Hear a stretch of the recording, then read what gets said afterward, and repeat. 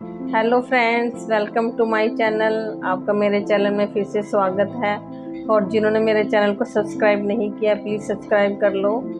अगर जिसे अपने देश से प्यार है, देशभक्ति जिनमें, तो वो ज़रूर करें, क्योंकि मैं आपको एक सच्चे देशभक्त से मिलवाना चाहती हूँ, जिनका भाषण सुन के आप भी जागरूक होंगे और उनसे बहुत सी प्रेरणा मिलेगी। और ऐसे वीडियो आप देखने के लिए मेरे चैनल को सब्सक्राइब करना। मैं ऐसे अच्छे अच्छे वीडियो लाती रहूँगी।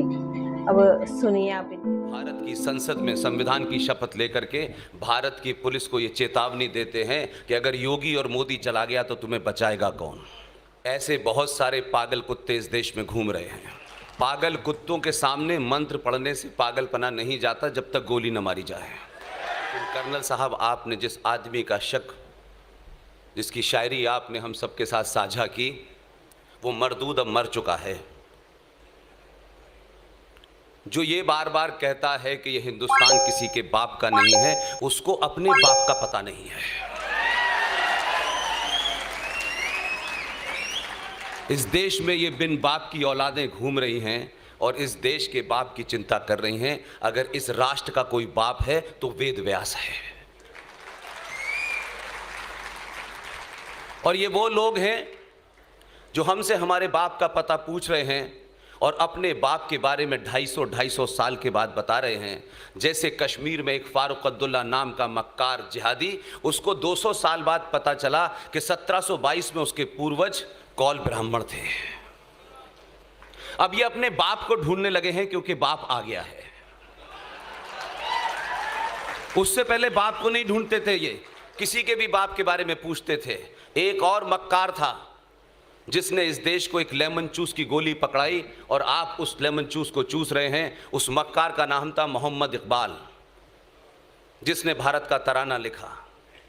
इस देश के मक्कार राजनेताओं ने, लालची राजनेताओं ने, चाटुकारों ने बिना समझे ऐसे सड़क छाप लोगों को महान बना दिया है।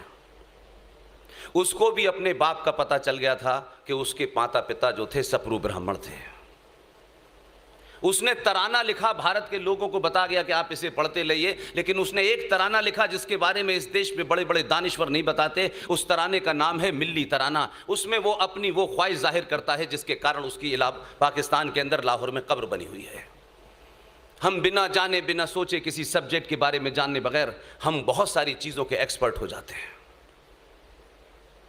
इसलिए मेरा मानना है कि अभी हाल में एक घटना घटी है आपके शहर में। आपके शहर में आने से पहले मैं बहुत गुस्से में था, बहुत ज़्यादा गुस्से में था। और इसलिए था कि मैं पागल कुत्तों से कोई उम्मीद करता नहीं हूं। पागल कुत्ते वही करते हैं जिस तरीके से एक पागल कुत्ते ने अपनी बहन का सुहाग चौराहे पे उठकर मार दिया। इस समाज ने उसके ऊपर प्रतिक्रिया नहीं दी, किसी ने नहीं दी। और वो जो बता रहे हैं दुनिया में इंसानियत, जमहूरियत, उनसे बड़ा कोई हैवान नहीं है। इसलिए कुछ चीजों को सच सच समझिए। आज आपके सामने संकट यह है कि आप अपने शत्रु से अपनी बात का अनुमोदन कराने के चक्कर में झूठ बोलने लगे हैं। सच कहिए, चौराहे पे कहिए, गली में कहिए, दुनिया की कोई ताकत आपका कुछ बिगाड़ नहीं सकती। हमको भी 350 फतवे रोज मिलते हैं, रोज हमको मार देते हैं सुबह 10-5 लोग फोन करके। कई तो प्रेस कॉन्फ्रेंस करके हमारे खिलाफ फतवा जारी करते हैं। जाहिलों को पता नहीं है कि मुसलमानों में फतवा इस्लाम का, इस्लाम के मानने वालों पे होता है, काफिरों पे नहीं होता है। लेकिन दुकान चल रही है इस देश के अंदर। हम जिस तालीमी इदारे में पढ़े थे, बचपन में मौलाना साहब ने हमको मार मार के कुरान शरीफ की आयतें रटाई। आज जब मैं उस दौर को देखता हूं और आज जो कुछ इस देश में हो रहा है तो मुझे बड़ा ताज्जुब लगता है। कुछ मक्कार टेलीविजन पे आ जाएंगे, कहेंगे देखिए ये भाईचारा है, ये गंगा जमुना तहजीब है। ये दुनिया के सबसे बड़े फ्रॉड शब्द हैं। मौलवी साहब की वो बात मुझे अभी भी याद है कि वो कहा करते थे कि फरमाया गया है कि जहां आप नमाज पढ़ रहे हैं